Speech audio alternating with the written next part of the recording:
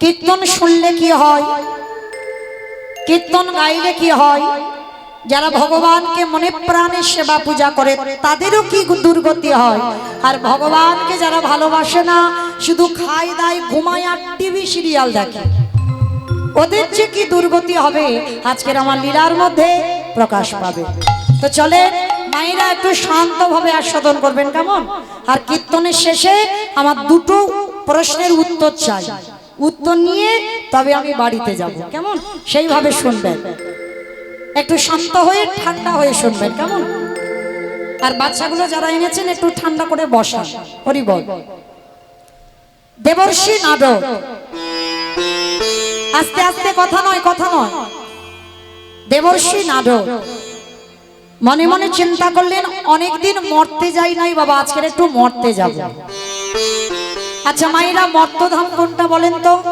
যেখানে বসে আছে এইটা হচ্ছে মর্তধাম। তো দেবর্ষি নারদের ইচ্ছা জেগেছে বাবা একটু মরতে যাব। তার নারদ মনে যেই না মরতে নেমেছে, মর্তধামের একজন মা, হাতে শাখা আছে, শীতেতে সিঁদুর আছে, আলতা পেড়ে শাড়ি পরে আছে, নারদকে দেখতে পেয়েছে। আরে ও নারদ, আরে এখানে এসো, এখানে এসো। মা আমায় ডাকছিলে? হ্যাঁ বাবা নারদ, আমি তোমায় ডেকেছি। আচ্ছা নারদ, সত্যি করে বলো না বাবা, তুমি তো বৈকুণ্ঠে থাকো, তুমি তো বিনাতে হরি নাম করো। আচ্ছা নারদ, যারা যারা কীর্তন শোনে, যারা যারা কীর্তন গায়, যারা যারা ভগবানকে মনে প্রাণে সেবা পূজা করে, ভগবান ছাড়া যারা কিছু জানে না, তার শেষ জীবনে গতিটা কি হয়? কে গো মাইরা, কত সুন্দর প্রশ্ন নয়? এই প্রশ্নের উত্তর আপনাদেরও তো জানতে ইচ্ছে হয় যে কীর্তন শুনলে, এই এত এত জায়গায় দূর দূরান্ত কীর্তন শুনতে যাচ্ছি, তাহলে কীর্তন শুনলে আমাদের লাভটা কি হবে? আজকে এই লীলাইতে উত্তরটা পাবেন, একটু মন দেবেন কেমন। তার নারদমণি বলছে, শোনো মা, তুমি যে প্রশ্নটা করলে ও প্রশ্নের উত্তর তো আমার জানা নেই। সে কি বাবা নারদ, তুমি তো ভগবানের কাছে ঘোরাঘুরি করো, ভগবানকে হরি নাম শোনাও, আর তুমি জানো না? তাহলে কে জানে? বলে মা তুমি একটু বসো, আমার বাবার কাছে যাই, আর বাবার কাছে গিয়ে আমি উত্তরটা নিয়ে আমি তোমাকে বলে যাব। বাবা ঠাকুর নারদের বাবাটাকে ব্রহ্মা, ব্রহ্মা মানস পুত্র। তাইবার দেবর্ষি নারদ বলছে, মা তুমি বসো, আমার বাবার কাছে জেনে আসো। এইবার নারদ ছুটে গেছে বাবা ব্রহ্মলোকে। পিতা পিতা, যারা যারা ভগবানকে ডাকে, যারা যারা ভগবানকে ভালোবাসে, তার শেষ জীবনের গতি কি হয়? চতুর্মুখী ব্রহ্মা হেসে বললেন, নারদ এ প্রশ্নের উত্তর তো আমার জানা নাই। সে কি, আমি জানি না? তুমি আমার বাবার চারটি মুখ তাও জানো না, তাহলে জানে কে? নারদ তোমার এই প্রশ্নের উত্তর একজনই দিতে পারবে। কে জানো? যে গাঁজা ভাং খায়। বাবা কে গাঁজা খায়? কে খায় গাঁজা? ভোলানাথ। কোনদিন দেখেছো বাবা বসে বসে গাঁজা খাচ্ছে? দেখনি? তাহলে দেখনি কোন সাহসে বললে বাবা গাঁজা খায়? কোন গ্রন্থে বাবা কোনদিন কেউ দেখেছেন লেখা আছে বাবা গাঁজা খায়? কোথাও লেখা দেখাতে পারবেন না, কারণ বাবা হচ্ছে বৈষ্ণব। আর এখানে যারা আমরা বৈষ্ণব পদ অবলম্বন করেছি বাবা, আমাদের একটা চা পর্যন্ত খাওয়া যায় না, আমাদের গুরু মহারাজদের নিষিদ্ধ। কেন? ওটা নেশার মধ্যে পড়ে। তাহলে একটু চা যদি আমাদের নেশার মধ্যে পড়ে, ওটা যদি বর্জন করতে হয়, আর বাবা বৈষ্ণব হয়ে বাবা গাঁজা খায় কি করে? কখনো খায় না। কেউ এখানে দেখাতে পারবে না বাবা গাঁজা খাচ্ছে, আমি দেখেছি, আর এখানে লেখা আছে আমি দেখেছি বাবা গাঁজা খায়। কোনদিন বাবা গাঁজা খায় না। তাহলে বাবাকে দাও কেন গাঁজা ভাঙগুলো? বলে বাবা নিজের জন্য দেয় না, বাবা তো বৈষ্ণব, ভূত পেতনি ওরা খাবে বলে ওদের জন্য দেয়। বাবা গাঁজা খায় না। খবরদার কোনোদিন বলো না যে বাবা গাঁজা খায়, বাবা মদ খায়, বাবা এগুলো খায় না, বাবা বৈষ্ণব। তা এইবার নারদমণি বলছে, ঠিক আছে পিতা, তাহলে চলো আমরা শিব ঠাকুরের কাছে যাই। অমাইরা শিবের বাড়ি কোথায়? কৈলাস। বাহ, আমি গাইবো কি? আমার থেকে তো বেশি মুখস্থ রেখেছে। তাহলে বাবার বাড়ি কৈলাস। হে ভোলানাথ, তোমার কাছে এই রাতের অন্ধকারে এসেছি, তুমি তো সর্বদাই ভগবানের নামে ডুবে থাকো। আর যারা যারা ভগবানকে মনে প্রাণে ভালোবাসে তার শেষ জীবনের গতি কি হয়? বাবা বলল না, দেশে বলল নারদ, এ প্রশ্নের উত্তর তো আমার জানা নাই। সে কি? আমি জানি না, আমার বাবা ব্রহ্মা জানে না, তুমি শিব জানো না, তাহলে জানবে কে? বলে দেখো নারদ, একজন জানলে জানতে পারি, যে নামের নাম। বাবার নামের নামই কে? ভগবান। তার নাম আপনারা শুনছেন, আমি গাইছি, সে নিশ্চয়ই জানে তাকে ভালোবাসলে আমার গতি কি হবে। চলো তার কাছে যাই। বৈকুণ্ঠপতি নারায়ণের কাছে গেছে। প্রভু, প্রভু, অপ্রভু, এদিকে এসো। কি ব্যাপার নারদ, হঠাৎ তুমি এখানে এসেছো যে? বড় প্রভু, একটা কথা বলবো। মর্তধামের এক মা জানতে চেয়েছে, তোমাকে যারা সত্যিকারের ভালোবাসে তার শেষ জীবনের গতিটা কি হয়? ভগবান মুচকি হেসে বলছে, নারদ, এ প্রশ্নের উত্তর তো আমার জানা নাই। সর্বনাশ, আমি জানি না, আমার বাবা জানে না, শিব জানে না, তুমি জানো না, তাহলে জানে কে? ভগবান মুচকি হেসে বলছে, নারদ, জানে তারা। কারা জানো? যারাই আমার নামে ভালোবাসে, যারা আমার নামে বদনে উচ্চারণ করে, যারা নয়ন জলে বক্ষ যুগলে ভাষায় কাঁদে, যারা শয়নে স্বপনে নেত্রায় জাগরণে, যারা নিদ্রায় জাগরণে,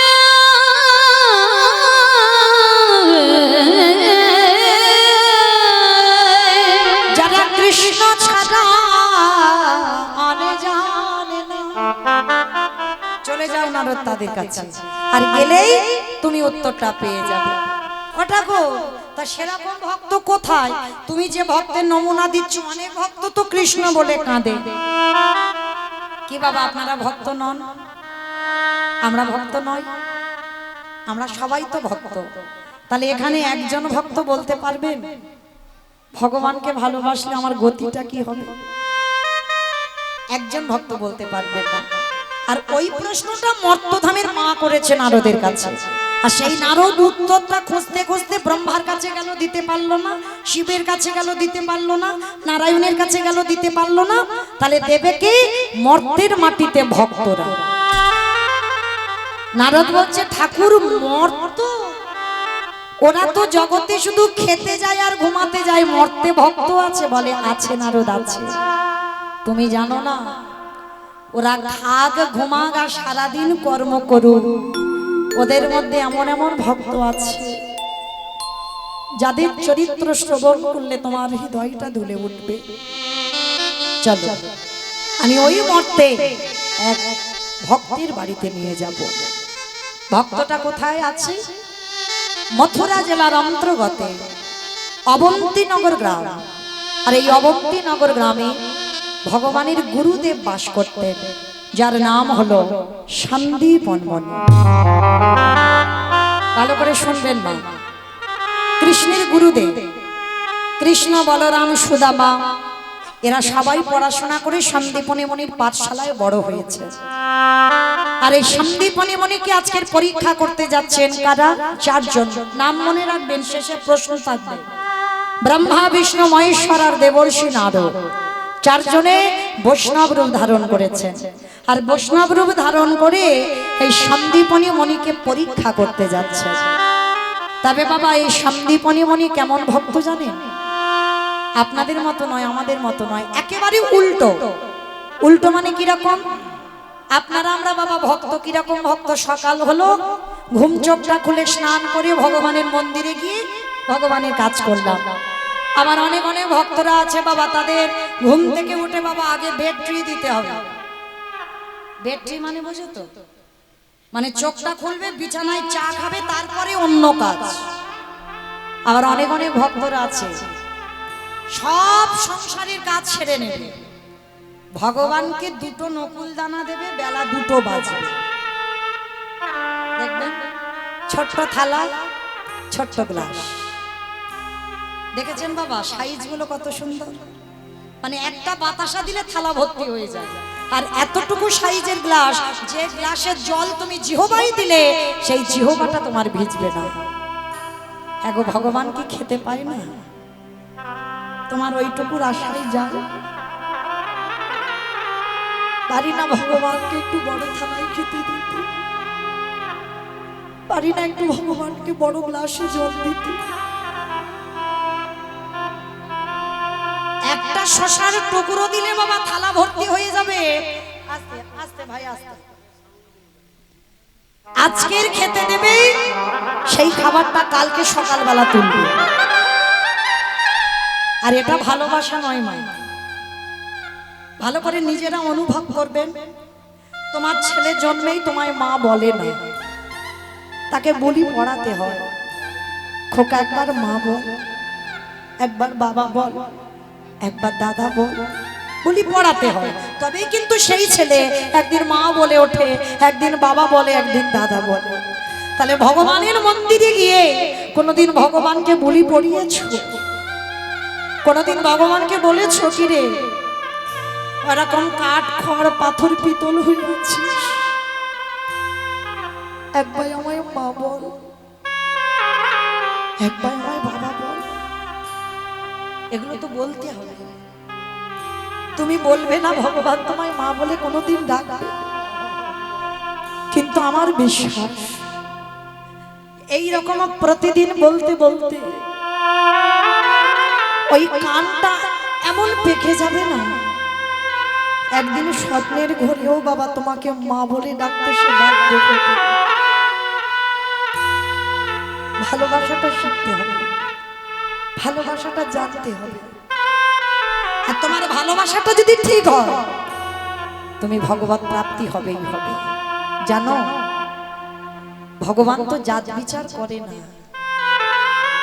রামচন্দ্রের একনিষ্ঠ ভক্ত ছিল যার নাম ছিল শবরী মা। এই শবরী ছিল চণ্ডালিনী, ছোট জাতের মেয়ে, নিজ কুলে জন্ম। শবরী প্রত্যেক দিন জঙ্গল থেকে ফল পাড়ত, একটু করে ফল খেত আর খেয়ে অর্ধেকটা করে রেখে দিত। যেটা টক, যেটা তিতো সেটা নিজে খেত, আর যেটা মিষ্টি, যেটা সুস্বাদু সেটা আমার রামচন্দ্রের জন্য তুলে রাখত। বলো তো বাবা, খাওয়া ফল কি থাকে বেশিক্ষণ? থাকে না, পচে যায়, নষ্ট হয়ে যায়। আবার কোনো কোনো ফল শুকিয়ে যায়। তবু কিন্তু সবরই মনে একটা ভয়, প্রতিদিন যেন আমার প্রভু রামচন্দ্র কবে বলতে কবে আসে। ওই অর্ধেক করে খাওয়া ফল ঝুড়িতে রেখে দেয়, আর ঝুড়িতে রেখে নয়ন জলে মুখ ভাসিয়ে কাঁদে, হে রাম দয়াময় একবার দেখা দাও, একবার দেখা দাও, একবার দেখা দাও। নয়ন জলে বসে যখন কাঁদছে, একদিন আমার রামচন্দ্রের সময় হলো। রামচন্দ্র আমার শবরীর দরজায় এসে ডাক দিয়েছিল, শবরী।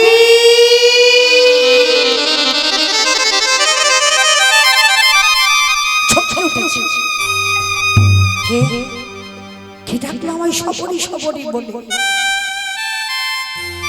দেখবেন না ভগবানের ডাক আর মানুষের ডাক অনেক তফাৎ। আর ভগবান যেদিন তোমায় ডাকবে,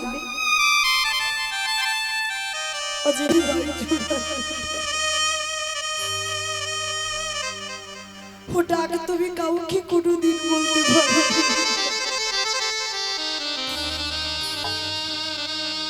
শবরী মা যেই বসে বসে কাঁদছে, আমার রামচন্দ্র এসে ডাকছে, শবরী।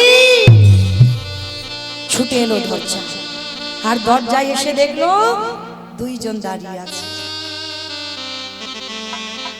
কোনদিন দেখেনি তো রামচন্দ্রকে। কে গো তোমরা? কে তোমরা দুজন? রামচন্দ্র বলেছিল, মা আমি তোর রঘুপতি রামচন্দ্র। প্রভু তুমি এসেছো, তুমি এসেছো আমার দুয়ারে। শবরী আজ আমি তোর দুয়ারে এসেছি, আচ্ছা মাইরা, ভগবান যদি কোনোদিন আসে, ভগবানকে বসতে দেবে কিসে? আসন পেতে দেবে নয়, সিংহাসন আছে, চেয়ার আছে, অনেক কিছু আছে। সবরই মাতাও ছিল।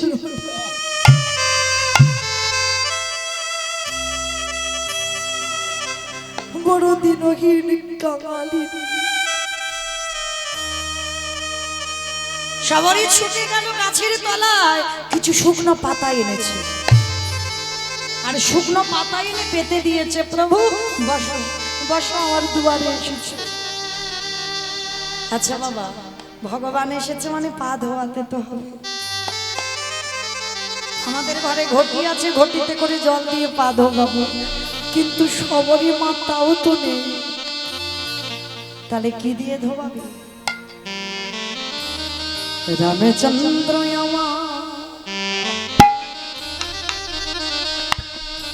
যে না সবরে সবরে বলে ডাকে,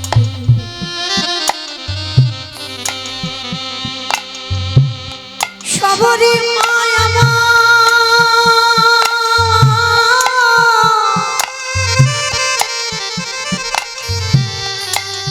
ওই রামচন্দ্রের চরণ যুগল হৃদয় ধরে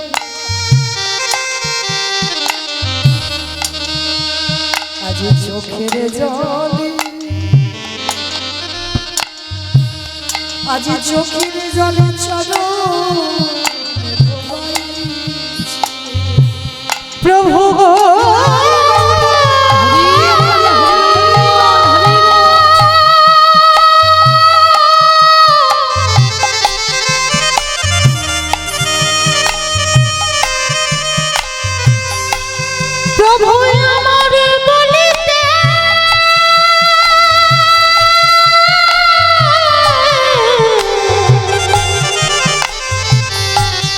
আমারে বলিতে যে কিছু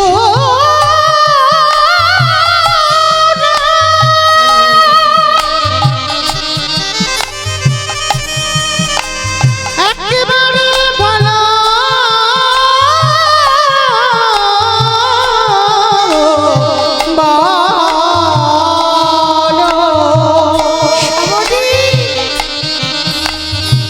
বলো কি দিয়ে তোমার, কি দিয়ে তোমার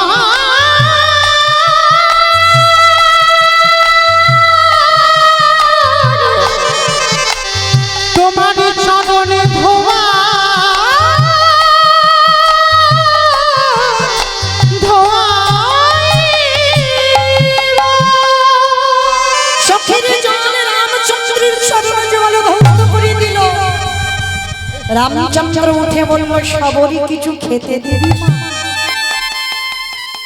কে গো, একটা চন্ডালিনীর বাড়িতে গিয়ে রামচন্দ্র খেতে চাইলো, খেতে দিবি মা? আর যেই না খাবারটা চেয়েছে, সেই ঝুড়িতে রাখা, কোনোটা পচে গেল, কোনোটা পোকা হয়ে গেল।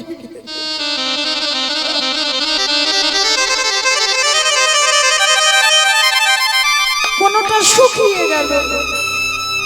সেই শুকনো ফল সবরই ঝুড়ি থেকে নিয়েছে, আর নিয়ে আমার রামচন্দ্রের বদনে দিয়েছে। আর যেই না রামচন্দ্রের বদনে দেওয়া, রামচন্দ্রের তো লম্বা হাতটা উঠছে না, আর লক্ষণ পিছন থেকে হাতটা টেনে ধরেছে, সব দূর হয়ে যা। একটা চন্ডাল জাতি হয়ে, একটা নিজে জাতির মেয়ে হয়ে তোর ওই মুখের থুতু লালা লেগে আসে, ওই এঠো ফল তুই আমার দাদাকে খেতে দি? ফলটাকে নিয়ে ওই লক্ষণ দূর করে ফেলে দি। সবরই ডুকরে কেঁদে উঠল, প্রভু আমি ছোট জাত হতে পারি, আমি নিজ কুলে জন্ম হতে পারি, কিন্তু একদিনে যদি তোমাকে ভালোবেসে থাকি, তোমার ভাইকে আমি ছেড়ে দেব না। তোমার ভাইকে আমি অভিশাপ দিলাম, ওই ফল যেখানে ফেললো, ফল থেকে একটা বৃক্ষের জন্ম হবে। যেদিন তোমার ভাই মৃত্যুর সঙ্গে লড়াই করবে, ওই ফলের গাছের পাতার রস না হলে তোমার ভাই বাঁচবে না, বাঁচবে না, বাঁচবে না। যেখানে ফলটা ফেললো পড়লো গন্ধমাদন পর্বত, আর ওই শবরীর এটো ফল থেকে জন্ম হলো বিশল্য করলি পাতা। লক্ষণ যেদিন শক্তি সেরে পড়েছিল রাবণের বাণী, সুসেন বৈদ্য রামকে বলেছিল, রাম বিশল্য করলি পাতা আনতে হবে। কে যাবে? গিয়েছিল ভক্তপ্রবর বীর হনুমান। যা কোনোদিন কেউ পারেনি, হৃদয় ছিঁড়ে দেখিয়েছিল রাম সীতার যুগল মূর্তি। সেই হনুমান বলেছিল, প্রভু আমি যাব, পাতা চিনতে পারিনি, পর্বতটা সাজিয়ে এনেছিল। আর যখন সাজিয়ে এনে রামচন্দ্র কাছে রাখলো, সুসেন বৈদ্য ওই বিশল্য করলি পাতার রস ভালো করে নিগড়ে নিয়ে লক্ষণের বদনে দিল।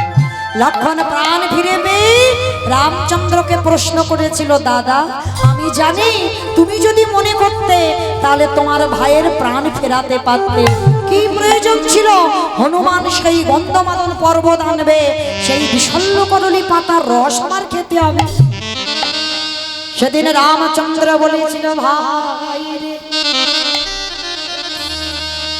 যে শবরীকে তুই ঘৃণা করেছিলিস, ছোট জাত বলে শবরীর মুখের থুতু লালা লেগে আছে বলে আমাকে খেতে দিলি না। দেখ, আর সেই ফল থেকে বিশল্য করলি পাতার জন্ম হলো। সেই শবরীর মুখে থুতু লাগা লালা লেগে থাকা তোর বদনে গেল কেন? এই জগতেকে আমি শেখালাম আমি ভক্ত বড় ভালো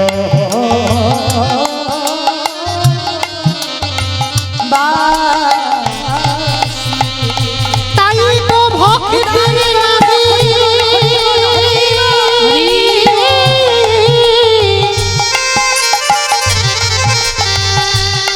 তাই তো ভক্তি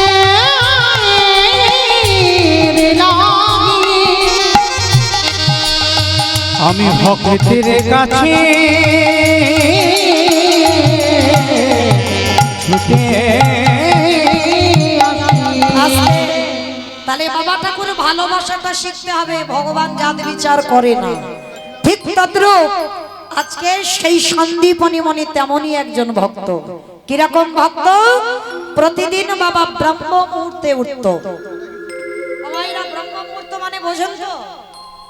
ব্রহ্ম মুহূর্ত কাকে বলে? সন্ধ্যাবেলা সন্ধ্যাবেলা সূর্য উদয়ে 1 ঘন্টা 36 মিনিট আগে এই টাইমটাকে বলা হয় ব্রহ্ম মুহূর্ত।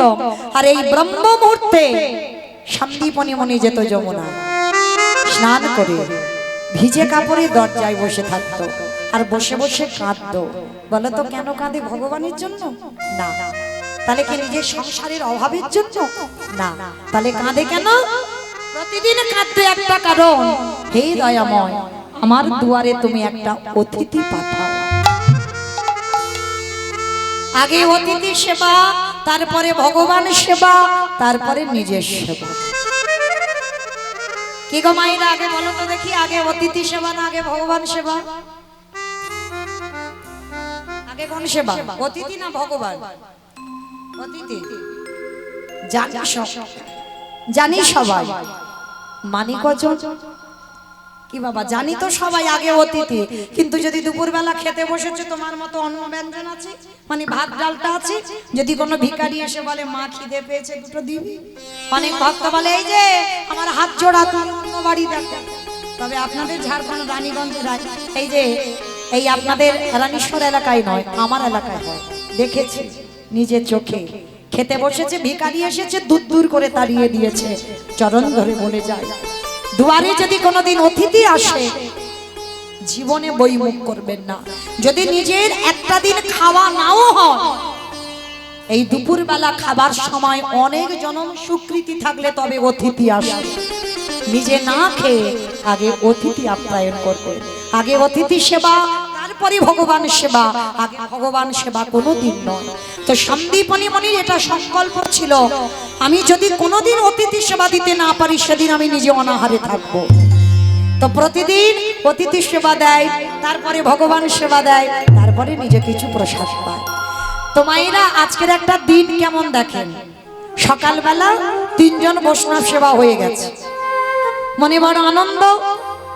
এইবার যা রান্না করেছে অন্ন ব্যঞ্জন নিয়ে ভগবানের চরণে গেছে। আর সেই দিন দুপুর বেলা ব্রহ্মা বিষ্ণু মহেশ্বর আর নারদ ঢুকছে সন্দীপনী মনির বাড়িতে পরীক্ষা করবে বলে। সকালবেলা সেবা তো হয়ে গেছে বাবা, অতিথি সেবা। এবার ভগবানের চরণে গিয়ে এখনো ডালা নিবেদন করেনি। আর ঠিক সেই সময় ভগবান ছদ্মবেশে লাঠি ধরে এসে ডাকছে, মনিব বাড়িতে আছো? আর যেই না ডেকেছে বাবা, পারসটা রেখে দিয়ে সন্দীপনী মনির দরজায় এসে দেখছে 4 জন বসে। আজ আমার কি সৌভাগ্য, আজ আমি সকালে 3 জন বৈষ্ণব সেবা দিয়েছি, আবার দুপুরবেলা 4 জন বৈষ্ণব। দেখেছেন বাবা, এই হলো ভক্ত। নিজের ধন সম্পদ কিছু নেই, ব্যাংকে টাকাও জমানো নেই, দিন আনে দিন খায়। ভিক্ষায় গেলে তবে খাওয়া হবে, আর ভিক্ষায় যদি না যাই সেদিন খাওয়া হবে। মনে রেখো বাবা, এরাই তো জগতে সুখী গো, যারা মাধুকুরি করে খায়। যত তালা বাড়বে তত তোমার জ্বালা বাড়বে। সুখী তারা যাদের জগতে কিচ্ছু থাকে না, কিছু নেই, তারাই পৃথিবীতে সুখী। তা সন্দীপনী মনি ভিক্ষায় গেলে খাওয়া, আর না গেলে খাওয়া নয়। দেখেন মায়েরা, সেই মানুষটা আজকে সকালবেলা 3 জন বৈষ্ণব সেবা দিয়েছে, এবার তো ভগবানকে খেতে দেবে। আর দুপুরবেলা 4 জন বৈষ্ণব মানে ব্রহ্মা বিষ্ণু মহেশ্বর আর নারদ এসে গেছে। তাড়াতাড়ি করে সন্দীপনী মনির আনন্দ। যাই হোক, আজকের দুপুরবেলা আবার 4 জন বৈষ্ণব, ঘরে কিন্তু কিছু নেই, তবু আনন্দ। ছুটে গেল 4 জন বৈষ্ণবের কাছে। বলুন কি করতে পারি? চরণ ধৌত করে যেই না দাঁড়িয়েছে, 4 জন বৈষ্ণব রূপী ভগবান আঁচলটা পেতেছে। মনিবা কিছু খেতে দিতে পারবে? এই জায়গাটা বাবা খুব মন দিয়ে শুনবেন মা। যার আছে তার বাড়িতে আমার ভগবান যায় না, যার কিছু থাকে না তার বাড়িতে ভগবান গিয়ে দাঁড়ায়। আর যদি বাবা তোমার ঘরে কিছু থাকে না, ভগবান খালি করে তবে তোমার বাড়ি যাবে, ভরা ঘরে ভগবান কোনোদিন যায় না। কেন? যে করে আমার আশ তারে করি সর্বনাশ। না, এইটা কীর্তনীয়রা আমরা বলি ভুল, আর আপনারা শোনেন ভুল। যে করে আমার আশ তারে করি সর্বনাশ। ভগবান জীবনে ভক্তের সর্বনাশ করে? তাহলে ভাষা ভুল। যে করে আমার আশ তারে করি সর্বনাশ। সর্বনাশ আলাদা, সব নাশ আলাদা। সব নাশ মানে ভগবানকে যারা ভালোবাসবে, তোমার আত্মীয় পরিজন বন্ধু বান্ধব সবাইকে চিরজনমের মতো কেড়ে নেবে। এই জগৎ সংসারে আমার বলতে তোমার কিছু থাকবে না। ভগবান বললেন, তারপরেও যদি আমার চরণ না ছাড়ে, তারপরে আমি তার হয়ে যাই। একটু ঘষে মেজে নিতে হবে না? ও কতটা সহ্য করতে পারে।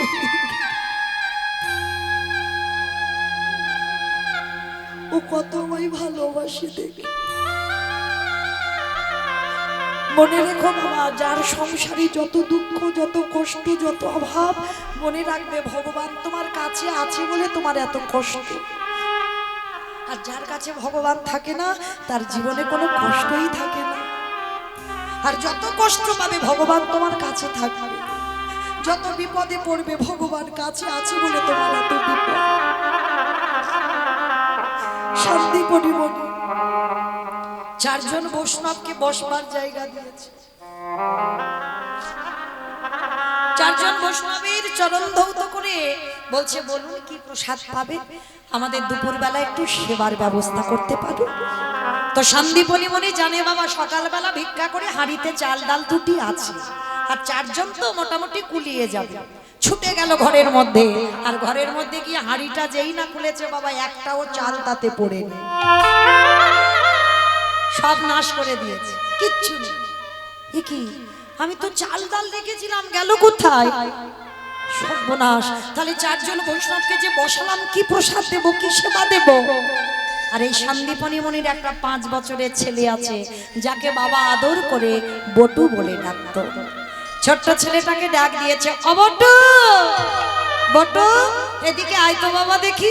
বাবা আমায় ডাকছিলে? হ্যাঁ রে খোকা, আমার এই হাঁড়িতে চাল ডাল সবজি রেখেছিলাম, কোথায় দেখেছিস তুই? কই না তো বাবা, আমি জানবো কি করে, আমি তো চাল ডাল দেখি। কিন্তু বাবা তোমার চোখে জল, তুমি কাঁদছো। খোকা রে, আমার বাড়ির 4 জন বৈষ্ণব, বলতে পারিস কি দিয়ে সেবা দেব? ও ওই জন্য তুমি চিন্তা করছো? দাও তুমি একটু ঝোলাটা দাও তো দেখি, আমি একটু কাছাকাছি কয়েকটা বাড়ি থেকে ভিক্ষা করে আনি। হ্যাঁ রে বাবা, তুই পারবি? এতটুকু ছেলে তুই কি করে পারবি? ও আজকে আমি ছোট, কিন্তু বাবা যেদিন তুমি থাকবে না, যেদিন আমার মা থাকবে না, সেদিন তোমার ভিক্ষা করেই বৈষ্ণব সেবা দিতে হবে। মনে রেখো মা, সন্তান জন্ম দিলে হবে না, শুধু লেখাপড়ার ডিগ্রি তৈরি করলে হবে না, সন্তানদের আধ্যাত্মিক চেতনাটা দিতে হবে। আর এই চেতনাটা বাবা দেবে না, চেতনাটা মা দেবে। বাবা হলো বীজ, মা হলো ক্ষেত্র বা মাটি। যে বীজ বপন করা হলো, মাটিটা যদি নোনা লেগে যায়, মাটির ফসল জীবনে ভালো হবে না। আগে মাটিটাকে ভালো করতে হবে। ও মাইরা, কোন মাটি গো? আপনাদের রানীশ্বরের মাটি না, তাহলে কোন মাটি? মাটি। এই মাকে আগে ভালো হতে হবে, আর মা যদি ভালো হয় তবে বাবা তার গর্ভের ফসলটা ভালো হবে। শিক্ষাটা বাবা দেয় না, শিক্ষাটা মাকে দিতে হয়।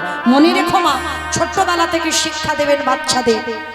ঘুম চোখটা খুলে প্রত্যেকের কর্তব্য বাবা, আমরা হিন্দু ধর্মের সনাতন ধর্মের মানুষ, প্রত্যেকে ঘুম চোখটা খুলে আগে আমার ধরিত্রী মাকে প্রথম সকালবেলা প্রণাম করতে হয়।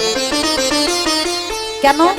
একটু বিচার করে দেখেন বাবা, সকালবেলা হলে যে মার বুকের উপরে আমি পা তুলে দাঁড়াবো, সকাল হলে এই মায়ের বুকের উপরে মলমূত্র ত্যাগ করব, এই মাটি খনন করে বীজ বপন করে অঙ্কুরিত করে সেই ফসল ফলিয়ে আমরা প্রসাদ পাচ্ছি। এই মাটির উপরে কত ট্রেন, ট্রাম, গাড়ি, যানবাহন যাচ্ছে, নিত্য কর্ম মাটির উপরে। তাহলে সকাল থেকে যদি আমরা মায়ের বুকের উপরে দাঁড়াই, আমাদের কি কর্তব্য নয় সকালবেলা উঠে একবার মাকে একবার প্রণাম করতে হবে? ছোটবেলা থেকে শিক্ষাগুলো আপনারা দেবেন ছেলেদের, শুধু মাটিকে প্রণাম নয়, স্নান করে ছেলে মেয়েদের শেখাবেন তুলসী গাছে জল দেওয়া। লেখাপড়ার এত এত এখন বাচ্চাদের বই, এত বই পড়া, ওটা দরকার, শিক্ষা প্রয়োজন, কিন্তু তার মধ্যেও একটু করে গীতা বা ভাগবত 1 লাইন হলেও বাচ্চা বেলা থেকে প্র্যাকটিস করা। আর এইভাবে যদি সন্তান তৈরি করতে পারো, সে সন্তান জীবনে কোনোদিন অসৎ পথে যাবে না, সে একদিন না একদিন ভগবতমুখী হবেই হবে। নিতাই গৌর প্রেমানন্দে হরি হরি বল, হরি বল। মনে রেখো এই শিক্ষাগুলো অবশ্যই প্রয়োজন। তো আজকের লীলা ছোট্ট বটু বলছে, বাবা আজকে তুমি আছো, আমার মা বেঁচে আছে, তাই আমার কোনো চিন্তা নেই, কিন্তু যেদিন তোমরা 2 জনে থাকবে না, আমার তো ভিক্ষা করেই অতিথি সেবা দিতে হবে। তা এখন থেকে যদি আমি একটু শিখে রাখি, তাতে কি অসুবিধা হবে? দাও আমাকে দাও তো দেখি। বাবার কাছ থেকে ঝোলাটা নিয়েছে। ভগবান মনে মনে করছে, হায় হায় হায় হায়, এলাম ওর বাবাকে পরীক্ষা করতে, ওর ছেলে এখন বাঁধা হয়ে দাঁড়াচ্ছে, আর কি করব? যাই ছেলেটাকে একটু ঘষে মেজে নিতে হবে, ছেলেটাকে পরীক্ষা করব। কিরকম পরীক্ষা? শুরু হলো ভক্ত ভগবানের লড়াই।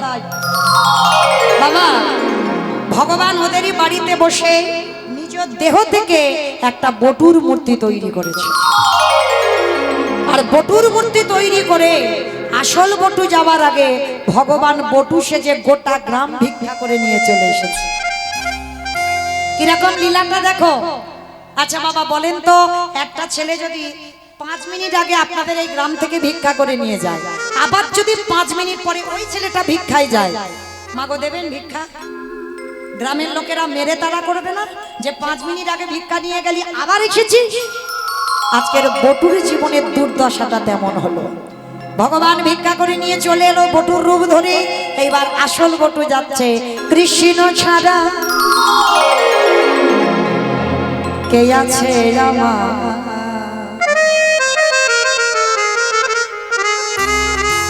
বিষ্ণ ছাড়া চরণ মাঝে বিষ্ণ ছাড়া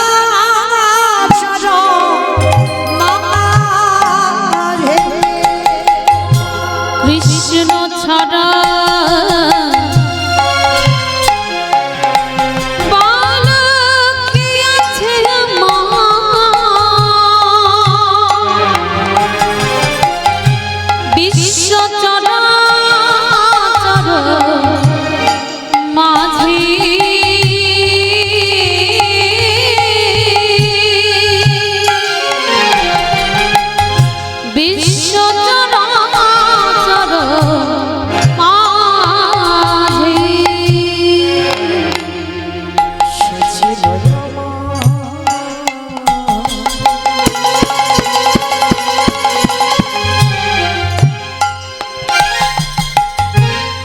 দুঃখ সুখের বন্ধু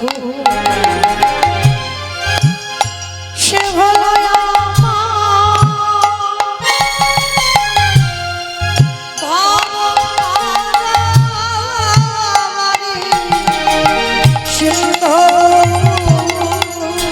সে ছিল আমার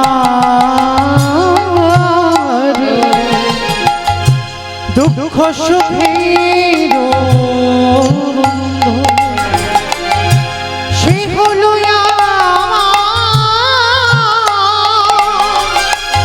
ভাব পারে সিন্ধু।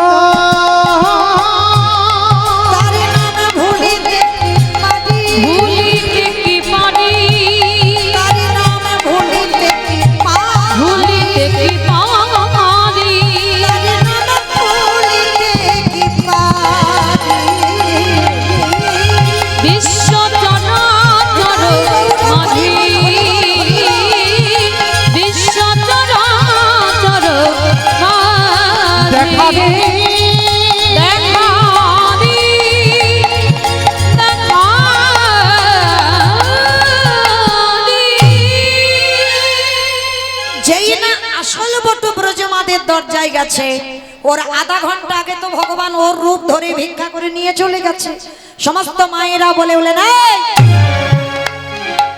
সকালবেলা তোর বাবা ভিক্ষা করে নিয়ে গেল, তুই 5 মিনিট আগে ভিক্ষা করে নিয়ে গেলি, আবার আবার তোর বাবা তোকে পাঠিয়েছে, দেখাচ্ছি মজা তোকে, দাঁড়া। সবাই মিলে বেতের বাড়ি দিয়ে ওই ছোট্ট 5 বছরের ছেলেকে বেত্রাঘাত দূর হয়ে যা, বেরিয়ে যা, কৃষ্ণ কৃষ্ণ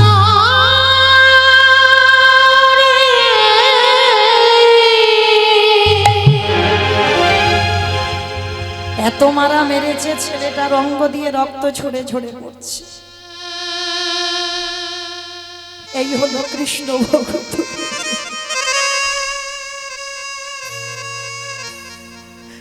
বিনা অপরাধী বিনা অন্যায় এত মারা মেরেছে, গাছের তলায় বসে বসে কাঁদছে আর বলছে কৃষ্ণ তোকে ভালোবাসলে যে এত কষ্ট পেতে হয়, তোকে ভালোবাসলে যে এত দুঃখ পেতে হয়, যদি একেবারে জানতাম আমি কোনোদিন ভালোবাসতাম। কৃষ্ণ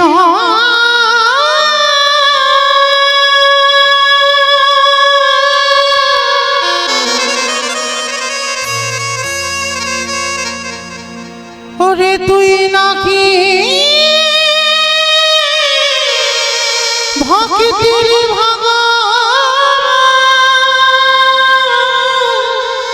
কৃষ্ণ একেবারে দেখা রে হরে কৃষ্ণ